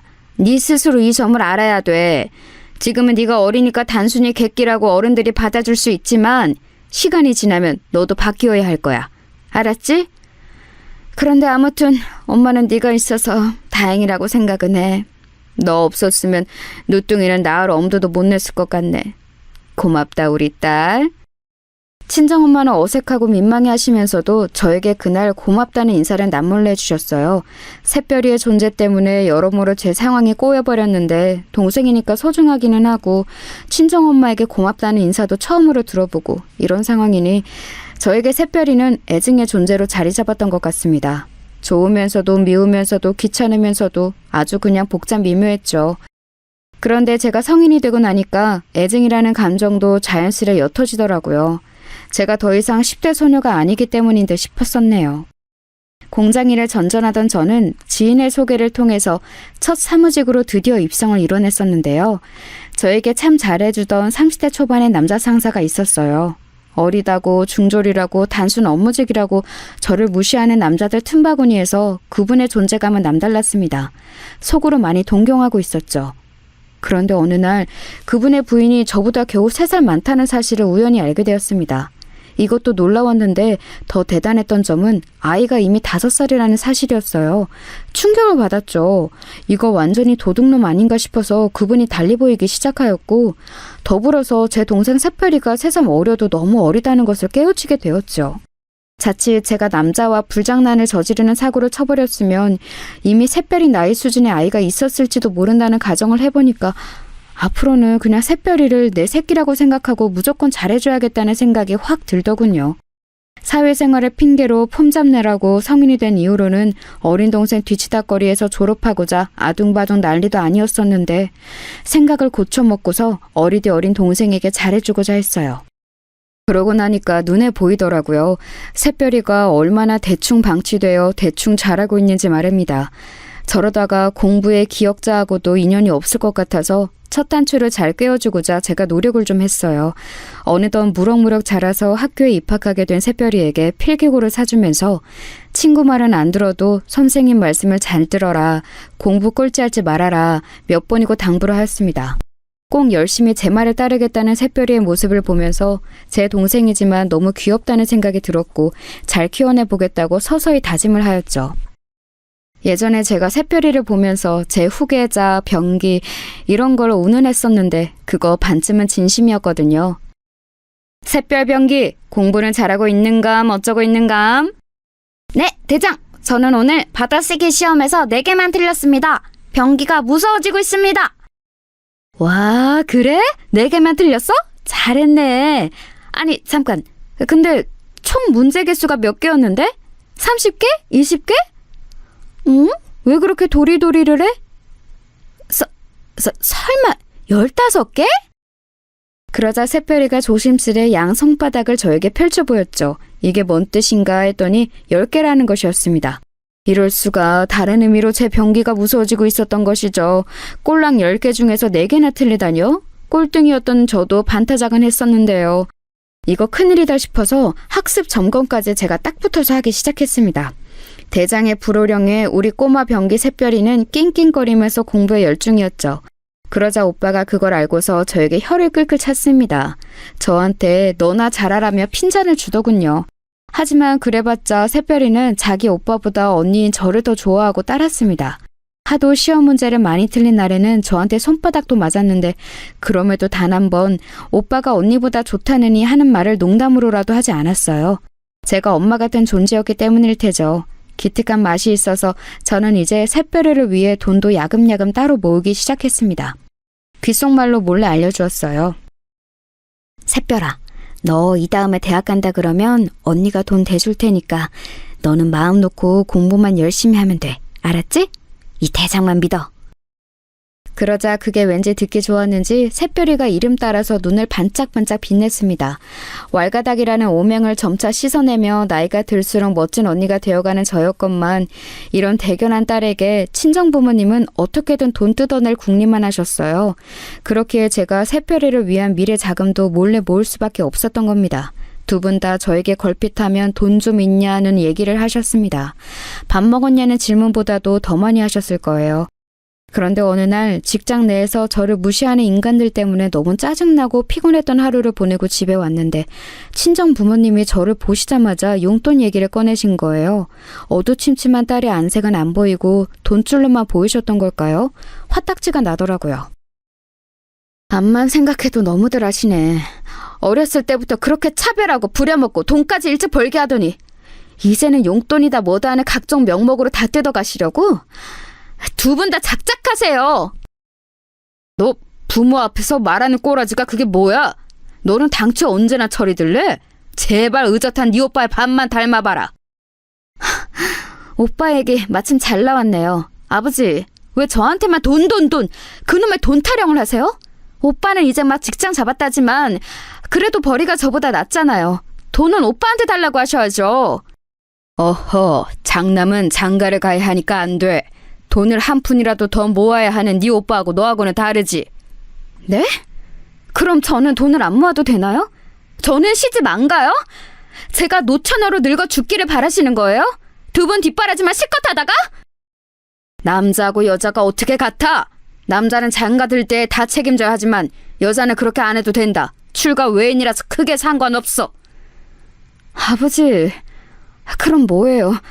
저는 결혼할 때 드는 비용을 다 부담할 남자를 낚아채라는 그런 말씀이세요? 그럴 거면 예쁘게라도 낳아주시든가요. 두 분을 너무 닮아서 제가 외모가 별로 대단하지 않잖아요. 예쁘게 못 낳으실 거면 웃기게라도 낳아주셨어야죠. 그랬다면 제가 방송국의 문턱이라도 넘었을 텐데요. 그래서 지금 부모 탓이라는 거야? 너 이거 불효야, 불효! 부모가 자식 취급하는 게 너무하니까 자식도 불효이든 뭐든 할 수밖에 없죠. 금 나와라 뚝딱, 은 나와라 뚝딱 하는 방망이도 아니고 왜 저를 자꾸만 돈 나오는 방망이 취급하세요? 왜 저를 멋대로 휘두를 수 있는 방망이로 보시는 건데요? 그 방망이 잘못 회전해서 두 분을 칠 수도 있어요. 한순간에 감정이 확상해서 파국으로 치달을 수 있는 게 가족이죠. 저는 그날 폭발해서 막말을 쏟고 말았고 친정아버지가 열받아서 날리신 귀싸대기를 얻어맞았습니다. 맞고 나니까 진짜 서럽더라고요. 그래서 저는 절대로 제 자식들을 손으로는 직접 안 때리고 키웠네요. 옆에서 지켜보시던 친정엄마가 나셔셨고 이때가 점점 친정엄마의 건강이 살짝 안 좋아지고 계셨던 시기였기에 친정아버지는 화를 더 못 내시고 씩씩거리기만 하셨습니다. 찜찜하게 일단락된 상황을 뒤로하고 돌아서는데 제가 당황하고 말았죠. 새별이하고 눈이 딱 마주친 거예요. 모든 상황을 어린 동생에게 다 보이고 말았다고 생각하니까 너무 창피해서 죽고만 싶었네요. 새별이의 난처한 눈빛을 보기 민망해서 집을 나갔다가 앞에서 담배를 피우고 있던 오빠를 마주쳤습니다. 근데 오빠가 저를 비웃었어요.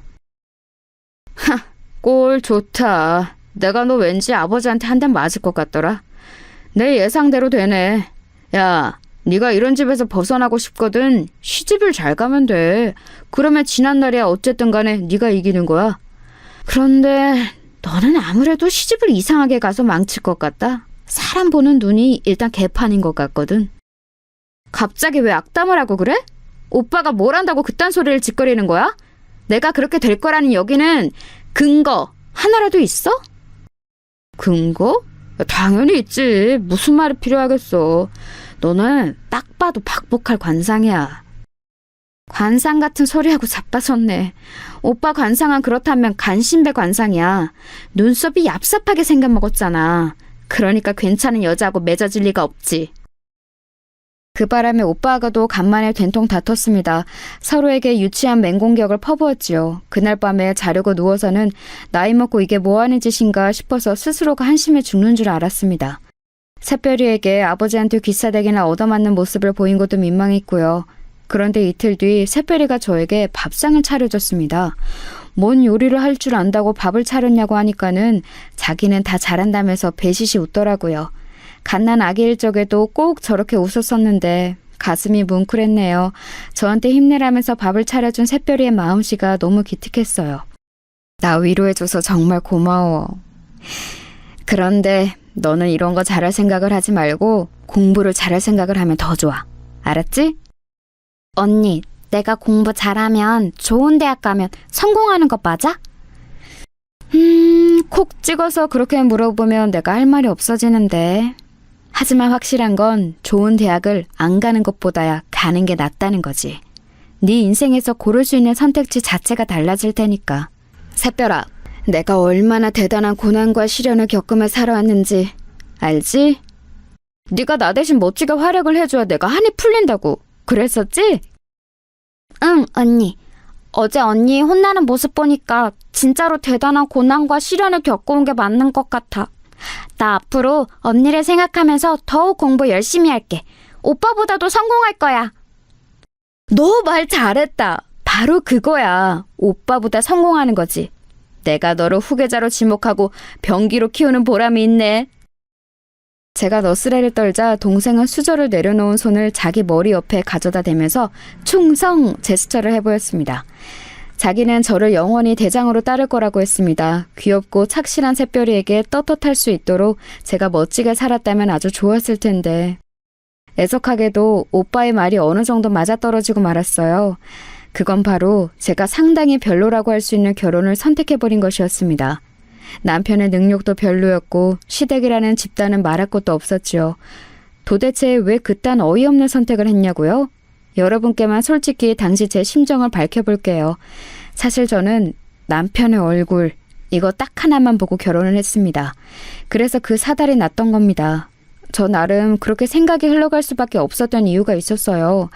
가만 보니까 저희 친정 부모님뿐만 아니라 외가와 친가들 다 통틀어서 살펴봐도 외모들이 썩 희망적이지 못했어요. 그나마 제 동생 새별이가 오밀조밀 귀여운 느낌이라도 있는 얼굴이었죠. 역시나 제 병기 나왔습니다. 아무튼 저는 냉정하게 외모를 평가한 뒤 생각했었던 거예요. 치밀해야겠는데? 나는 다른 건 몰라도 잘생긴 남자를 만나는 게 이세를 위하는 길인 것 같아. 애를 안 낳고 살 거라면 모를까. 애를 낳을 거라면 잘생긴 남자를 만나야 돼. 대단하지 않은 외모라서 슬픈 것, 이 굴레는 내 손에서 끊어낼 거야. 제가 그런 의욕을 활활 불태우고 있을 때 제 주변에 아는 언니들이 기름까지 들이부었습니다. 거의 다 유부녀들이었거든요. 남편의 외모가 얼마나 결혼 생활에 지대한 영향을 미치는지 저에게 침이 마르도록 설명을 하였어요. 귀가 솔깃했죠. 다들 그렇게 말을 했습니다. 남편이 못생기면 부부싸움 할 때 2배로 열받는다고요. 하지만 남편이 잘생기면 몹시 화가 났을 때도 그냥 내가 참을까라는 생각부터 든다고 그랬습니다. 아빠가 잘생겨야 아이의 외모도 되게 예쁜 법이라는 이론까지 등장하였어요. 그런 얘기까지 들었을 때 저는 저와 사귀는 것도 안 사귀는 것도 아니었던 애매한 사이에 남편에게 적극적으로 들이대기로 결심했던 것이죠. 사람이 어리버리하고 좀 우유부단한 것 같은데 하지만 언니들이 한 말이 너무 그럴싸해서 무시가 안 돼. 이왕이면 잘생긴 남자하고 결혼하자. 불도저 같은 저의 기세에 휩쓸린 남편은 자기 가족들의 반대에도 불구하고 저랑 결혼을 해버렸습니다. 그래서 저희 부부는 사실 연애 기간이랄 게 따로 없어요. 결혼부터 들이박아 버렸거든요. 솔직히 말씀을 드리자면 저는 결혼을 하고 나서 미친 듯이 후회했습니다. 시댁 식구들이 저를 항상 죽일 듯이 쏘아보면서 굴러 들어온 돌 취급을 했거든요. 그런 자기 가족들을 남편은 막는 신용조차 하지 않았죠. 이도저도 아닌 걸로 굴었어요. 첫째만 뱃속에 안 생겼어도 저는 그때 확 도망쳐 버렸을지도 모릅니다. 그 정도로 결혼하고 초반 시기에는 힘들었어요. 그리고 결혼 생활에 보람이 없는 것 같아서 진짜 이혼이라도 해버릴까 이렇게 생각하고 있었을 때 친정엄마가 병원 생활을 시작하셨습니다. 많이 편찮으셨어요. 그래서 거기에 매달리느라 몇 년이 흘렸죠. 이 과정에서 시어머니와 대판 싸웠고 시댁하고는 거의 척을 지었습니다. 친정 엄마가 돌아가시고 나서도 저는 시댁과 거의 왕래를 안 했어요. 물 흘러가듯 그저 정 하나로 열심히 사는 결혼 생활이었습니다. 저는 늘 새별이에게 강조를 했죠. 너는 무조건 너를 최우선으로 두는 남자하고 결혼을 해야 돼. 알았지? 그리고 자기 며느리 아낄 줄 모르는 시부모가 있는 시댁이라면 아예 시작도 하지 말아야 돼. 새별이는 그럴 때마다 무조건 알겠다고 대답했습니다. 자기가 제대로 된 신랑감을 훗날 고를 거라고 했어요. 원래 공부머리가 없었던 새별이는 저의 전폭적인 지원을 받아서 제법 괜찮은 대학도 갔습니다. 괜찮은 신랑감 고를 만한 군번은 되고도 남았죠. 그런데 어느 날 드디어 결혼하고 싶은 남자가 있다고 말을 해와서 저를 놀래켰습니다. 사귀고 있던 그 남자친구를 제가 알았는데 결혼 상대로는 별로라고 저는 여겨왔거든요. 새별이보다 나이도 너무 많은 편이었고 남자가 너무 소극적이고 조용한 것이 왠지 믿음직스럽지 못했어요. 하지만 새별이는 자기 주장 안 내세우고 착한 그 남자가 결혼 상대로 마음에 든다고 했고 조용하고 나긋한 그 남자의 부모도 마음에 든다고 그랬습니다. 제가 만나 뵙고 나니까 사돈댁이 정말 인상은 좋더라고요. 딸처럼 아껴주겠다면서 부디 결혼을 허락해달라고 사돈댁에서 저에게 거의 읍소를 해왔습니다. 저는 고민하다가 결국 그 결혼에 찬성표를 던져주고 말았네요. 애지중지 키워온 동생이 결혼을 갑자기 해버리니까 가슴이 허했어요. 기분이 이상하더라고요. 그런 저를 잘 아는 것인지 새별이는 결혼하고 나서 행복한 신혼생활의 이야기를 저에게 꼬박꼬박 전해왔습니다. 점치고든 신혼집에 입주하기까지 기간이 꽤 남아 있었기에 새별이는 자기 시댁에서 몇 달을 지내기로 했어요. 저는 그 생활이 괜찮을까 싶어서 걱정이 되었고 새별이와 연락이 잘 되는 것을 위안으로 삼았습니다. 제가 신혼생활을 방해하는 걸까봐 연락을 내킬 때만 주말 같은 때만 해도 된다고 그랬네요. 그러고 나서 몇 주가 평화로이 지났죠. 그런데 좀 미심쩍은 일이 벌어졌어요. 그건 바로 새별이와 연락이 안 되기 시작한 것이었습니다. 달콤한 신혼생활을 보내고 있는 것 같다는 뉘앙스의 안부 인사를 주고받은 게 마지막이었어요. 그 후로 나흘 동안 제가 새별이와 연락을 안 했다는 점이 문득 떠올라서 메시지를 보내놨었죠. 밥은 먹었냐고, 오늘 하루도 파이팅하라고 그런 내용을 보내놓았는데 답장이 없었습니다. 그때는 지금과 같은 스마트폰이 없었으니 당연히 카카오톡도 없었죠. 당초에 제가 보낸 메시지를 읽었는지 안 읽었는지 알 길이 없으니까 이튿날에 제 속이 답답해지더군요. 그래서 전화를 걸었습니다. 그랬더니 어랍쇼? 전화를 안 받더라고요. 애가 결혼하고 나서 저에게 아무런 말도 없이 뭔가 새로운 활동이라도 시작했나, 어디 멀리 외출이라도 한 건가 이런 짐작만 섰었네요. 잘 지낸다면 상관이 없었지만 연락이 안 되는 건 조금 속상했어요. 신호음이 멀쩡히 가는 건 전화키를 켜놓기는 했다는 거니까 아마 바쁜 사정이 있을 확률이 높았죠. 메시지를 또 보내놓았는데 답장이 없길래 제가 하루가 더 지나서 다시 전화를 걸었습니다. 그런데 웬걸요? 희한하게도 사돈 어른께서 전화를 대신 받으셨습니다. 새별이의 시어머니 말이에요. 안녕하세요. 기간 잘 지내셨어요? 제 동생이 미리 언질도 없이 이렇게 연락이 안 될 애가 절대 아닌데 소식이 없길래 궁금했던 참이에요. 제 동생 지금 거기 있는 거죠? 왜 전화를 대신 받으셨어요? 우리 며느리 애기는 지금 잠깐 장 보러 나갔어요. 가까운 데라서 전화기를 두고 나갔네요. 아이고야, 그런 거였어요? 제가 괜한 궁금증을 풀어왔었네요. 제 동생이 결혼하고 나서 무척 잘 지내나 봐요. 아주 자기 언니는 뒷전이 되었네요. 여자는 대개 결혼하고 나면 출가 외인이니 어쩔 수 없는 법이지요. 그러니 앞으로는 신경 쓰시는 걸 조금 줄이셔야겠어요. 네, 조언 감사합니다. 제 동생이 귀가하면 저에게 전화 한 통 좀 하라고 얘기 좀 전해주시겠어요? 우리 며느리 얘기가 별일이 없으면 연락을 안 할 수도 있겠고 별일이 있으면 어련히 따로 연락을 드릴 테고 뭐 이렇게 자기가 알아서 하겠죠. 그때 왠지 사돈 어른의 시큰둥한 말투에서 기분 나쁜 기운을 읽었던 것 같아요. 자기 며느리한테 네 언니가 전화 달라더라 이 말 하나 전하는 게 뭐 그렇게 어렵나요? 그렇게 하겠다 안 하겠다 이렇게 대답만 하시면 될 것이지 쓸데없이 빙빙 돌려 말씀하시면서 저에게 은근한 공격을 가하시는 것 같아서 기분이 팍 상했습니다. 그렇다고 이런 일로 성질을 부리는 것은 말도 안 되는 일이고 꾹 참고서는 평화롭게 통화를 종료했었네요. 말씀은 두루뭉실 짜증나게 하셨지만 그래도 제 동생 샛별이에게 애기 전달은 잘 해주실 거라고 믿었는데 이튿날이 되고 하루가 또 다 갔는데 기다리는 연락은 오지 않았어요. 그래서 결국 제부에게 연락을 했죠. 이제 거의 오기 부리는 심정이었습니다. 샛별이에게 직접 너 왜 연락이 없냐고 당장 물어보지 않으면 속이 답답해서 미칠 지경이기도 했네요. 밤에 갑자기 불쑥 전화를 해서 미안해요. 제부, 지금 샛별이하고 같이 있죠? 샛별이 좀 바꿔주세요. 제가 그렇게 말을 했을 때였어요. 제부의 당황해서 우물쭈물하는 소리가 들려왔고 희미하지만 분명히 수학의 너머에서 샛별이의 목소리도 살짝 들려왔어요. 왠지 반가워서 제가 다시 샛별이를 찾으려 할 때였습니다. 제부가 이상한 소리를 하더군요. 와이프는 지금 자고 있습니다. 그래서 통화가 곤란할 것 같아요. 네? 잔다고요? 밤이긴 하지만 벌써 잘 시간은 아닌 것 같은데요. 원래 일찍 자는 애가 아닌데. 어디 아프기라도 한 건 아니죠? 사실 와이프가 감기 기운이 살짝 있어요. 환절기라서 면역력이 떨어진 건지 어디 크게 나돌아다닌 것도 아닌데 살짝 감기가 왔네요. 죄송합니다. 제가 좀 더 잘했어야 했는데. 마음 같아서는 그냥 깨워달라 하고 싶었으나 왠지 그러기엔 제부가 통화를 얼른 마무리하고 싶어하는 느낌이었어요. 샛별이가 감기 기운이 온 것에 제부가 저희 눈치를 보며 조마조마하고 있는 것은 아닐까 싶기도 했고요. 자식처럼 키운 동생이니까 유난 떨 수밖에 없느라고 선언을 해놓기는 했으나 정말로 유별난 호들갑을 떨고 싶지는 않았습니다. 샛별이의 결혼 생활을 망쳐놓을 작정은 아니었죠. 저는 별수 없이 동생이 일어나면 전화 좀 달라는 말만 전했습니다. 그런데 이튿날이 되어도 또 연락이 없는 거예요. 걱정과 불안과 짜증이 한데 섞여서 피어올랐습니다. 그런 저를 보면서 남편이 고개를 흔들었지요. 당신 아까부터 보자 하니까 일을 왜 그렇게 갈고 다리를 왜 그렇게 떨어? 이 다 나가고 복 다 나가겠어. 처제가 어련히 잘 있을까 봐서 이래?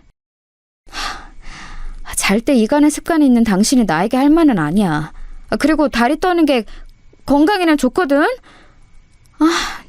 연락 이 정도로 안 되는 거 사실 대단히 별일은 아닐 수도 있어. 남들이 보면 그래서 뭐가 문제냐고 할 수도 있겠지만 내 동생은 이렇게 연락이 안 될 사람이 아니기 때문에 내가 지금 이러는 거야. 내가 이런 말을 하며 당신이 화를 낼까 봐 참았는데 나는 처제가 결혼하고 나서 자기만의 온전한 생활을 가져본 것에 만족감을 느껴서 잠시만이라도 당신에게서 해방되고 싶어하는 건 아닐까 이런 추측이 들더라. 간섭을 벗어나서 한 번쯤은 아예 연락도 안 하고 안 받고 싶어하는 거겠지.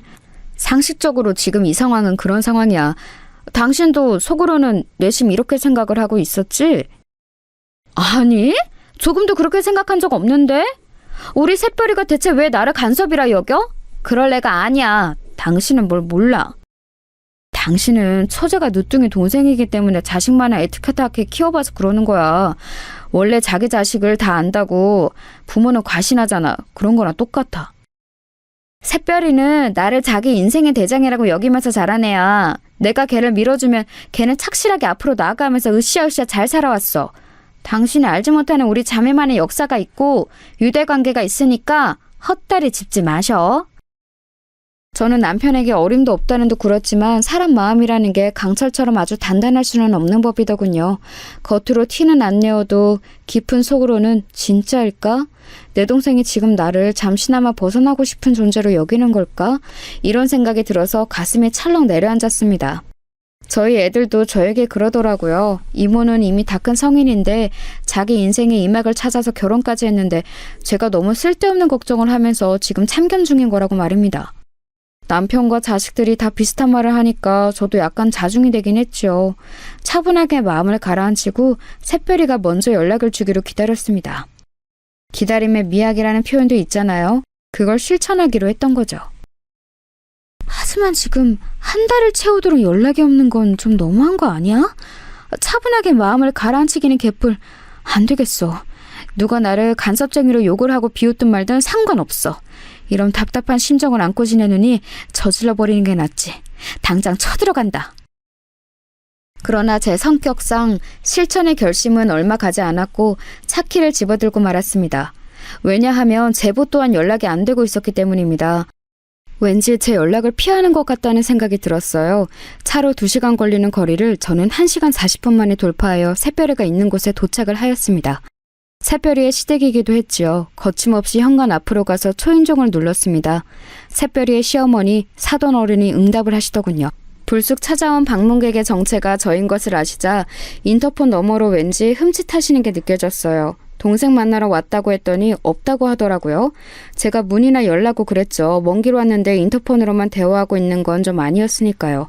사돈 어른도 그리 생각하기는 하셨는지 잠시 후 현관문을 열어주셨습니다. 처음에는 분명 결이 가득한 얼굴로 문을 딱 여셨는데 살벌하게 가라앉은 제 얼굴을 보시더니 약간 주춤하시면서 안색을 바꾸셨어요. 제 귀에 눌리신 모양이었습니다. 굉장히 난처한 표정으로 눈썹을 축 내리시면서 제 동생이 없으니까 지금은 곤란하다고 하시더군요.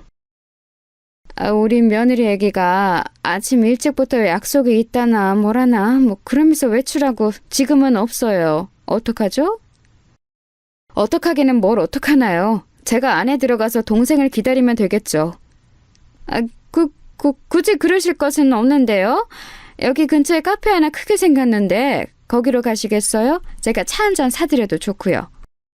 옆으로 비켜주시는 게 저한테는 더 좋을 것 같습니다. 저리 좀 비켜주세요.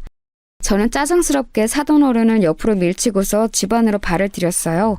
사돈 어른이 저를 말리고 자시고 할 새도 없이 저는 성큼성큼 집 안을 활보하며 샛별이와 제부의 공간을 찾았습니다. 가정 안쪽에 있는 부부 침실 문득 딱 열었을 때였어요. 제가 너무 놀라서 그 자리에서 일단 굳어버렸네요. 언니? 언니가 맞은 거야? 언니 나 여기 있었어. 나 좀 도와줘. 새별아, 너 이게 뭘 그리 지금 이게 뭐야? 다쳤어? 이 엄청난 기부스들은 대체 무슨 약물인데 어쩌다 이랬어? 언제 이랬어? 연락은 왜 안 됐어?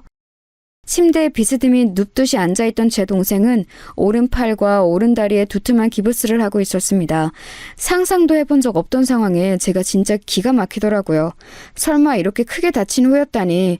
병원에 입원을 하고 있는 쪽이 더 어울릴 만한 기부스들이었는데 집에서 이런 몰골로 처박혀 있었다니 너무 어이가 없었습니다. 그런데 곧 더한 사실이 샛별의 입을 통해서 밝혀졌어요.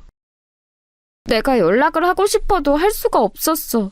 휴대폰을 어머님이 가져가 버리셔서 언니나 다른 사람에게 연락하면 가만 안 두시겠다고 그런 엄포를 놓으시고는 돌려주지 않으셨어. 뭐라고? 미친 거 아니야? 연락을 왜 못하게 해? 저기요, 이것 보세요. 이게 대체 어떻게 된 일입니까? 제 동생이 팔다리를 죄다 다쳐서 이런 꼴이 되었는데 왜 제가 몰라야 했던 거죠? 게다가 한쪽 팔다리가 다 이렇게 됐으면 당연히 거동이 불편한데 왜 목발이고 뭐고 주변에는 아무것도 안 보여요?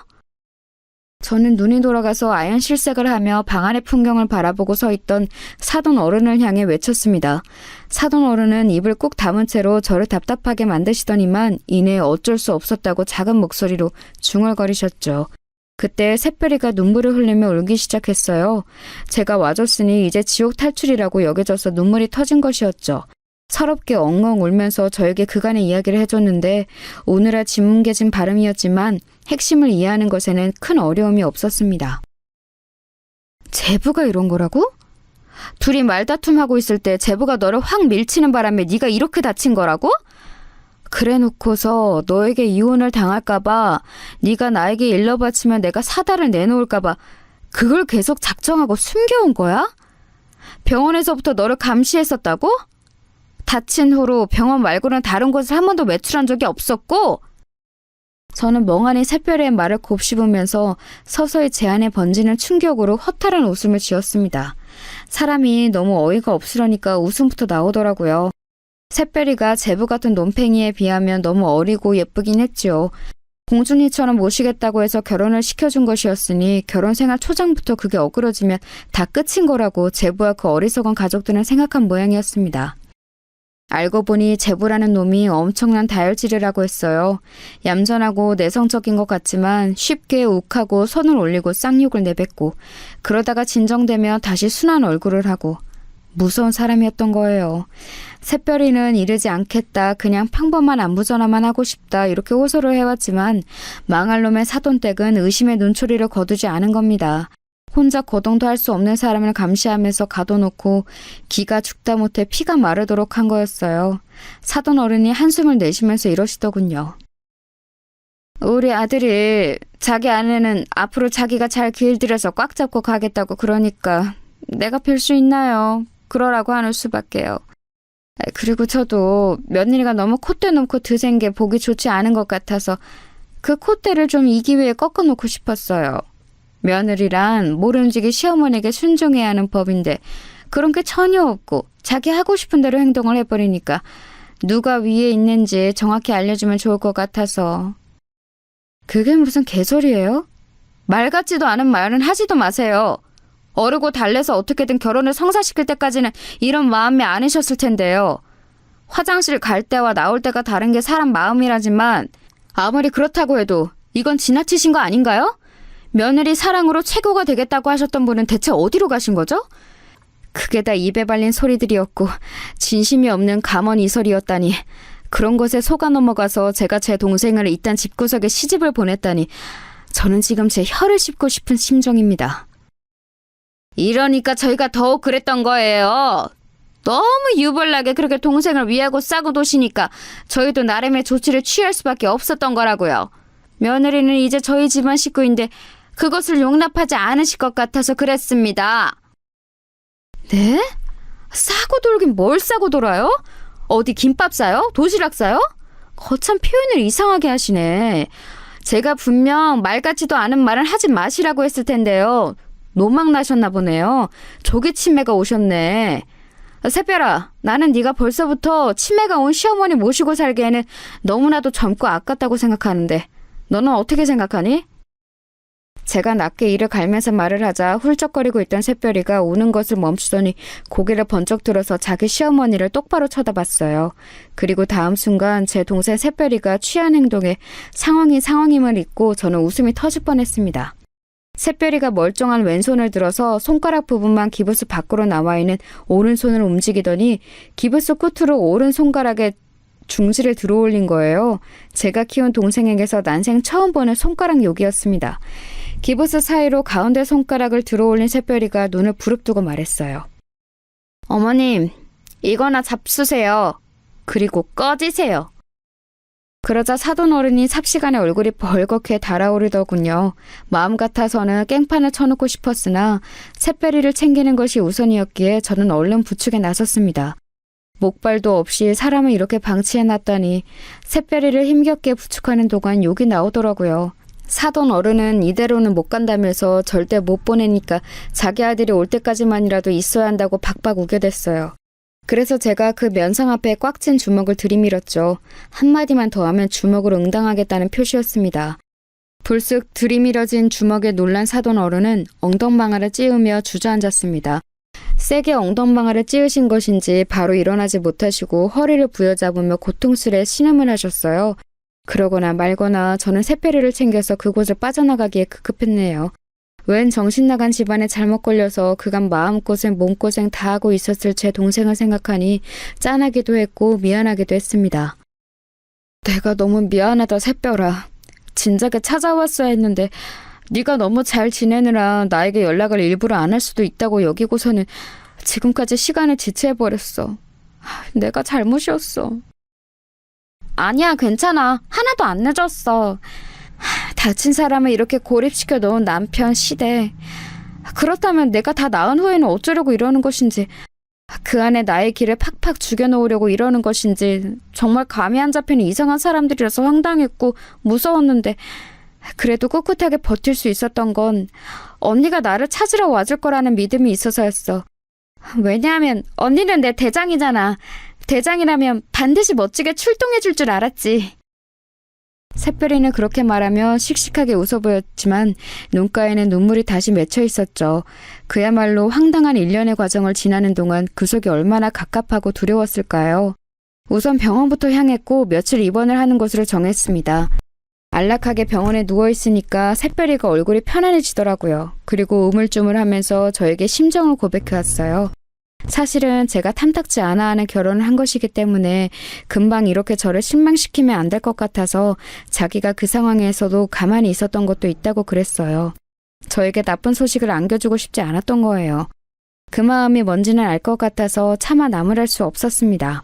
제가 한숨만 쉬고 있으려니까 샛별이가 민망한 분위기를 없애고 싶었는지 기부스를 가리키면서 이제는 진짜 병기다운 병기가 됐다며 장난을 치더군요. 먼저 밝게 구는 샛별이를 외면할 수 없어서 저도 장단을 맞춰줬네요. 저희 남매가 서로 웃고 떠드는 걸 보며 가슴을 쓸어내린 사람 바로 제 남편이었습니다. 자기 처제를 멋대로 오해한 후였으니 심장이 떨렸을 테죠. 만회를 하려는 것인지 제부라는 놈이 낯짝 두껍게 샛별이를 찾아왔을 때 활약을 하였습니다.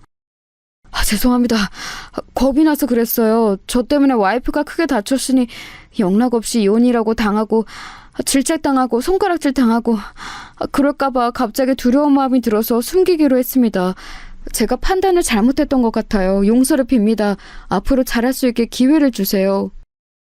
살다 보면 이런 일 저런 일 벌일 수 있는 게 사람이지. 그렇다고 해서 무조건 꽁꽁 숨기고 문제를 마주하지 않고 회피하고 이런 게 맞다고 보나? 남자 왕씨는 다 시키네. 너 같은 놈에게 줄 기회 따위는 없어. 우리 처제 인생에서 썩 꺼져버려. 남편이 다른 건 몰라도 외관은 참 괜찮은 사람이거든요. 그걸 앞세워서 어깨 쫙 펴고 불효령을 내렸죠. 제부 같은 구질구질한 놈은 남편이 윽박을 지르자 꼬랑지를 말 수밖에 없었습니다. 그 이후로요? 당연히 둘은 이혼을 했고 그 과정에서 정당한 보상금도 다 챙겨놨습니다. 원래는 한 푼도 줄 수 없다며 뻔뻔하게 상대가 나왔었는데 저희 오빠하고 새언니가 살면서 만난 모든 인맥을 다 동원해서 털어버리겠다고 하니까 기세가 눌려서는 돈을 토해내더군요. 그 돈으로 저는 샛별이가 재미있는 생활을 누리기를 바랐는데 그걸 다 꽁꽁 묶어놓더라고요. 왜 그러냐고 물으니까 자기 조카들의 미래를 위해서 두는 거라고 그랬어요. 저희 애들만 해당이니까 오빠네한테는 비밀이라며 윙크를 하는 샛별이의 모습에 가슴이 찡해졌습니다. 만류하지는 못하겠더라고요. 제부였던 그놈은 나중에 소식을 우연히 들어보니까 꽃뱀한테 잘못 물려서 재혼 생활이 파탄났더군요. 자업자득인 것 같았어요. 제 동생 샛별이는 정말 괜찮은 남자를 만나서 재혼했고 행복한 가정 꾸려서 웃으면서 살아왔답니다. 이날 이때까지 아무 별탈 없이 말이에요. 앞으로도 남은 인생 동안 쭉 그랬으면 좋겠네요.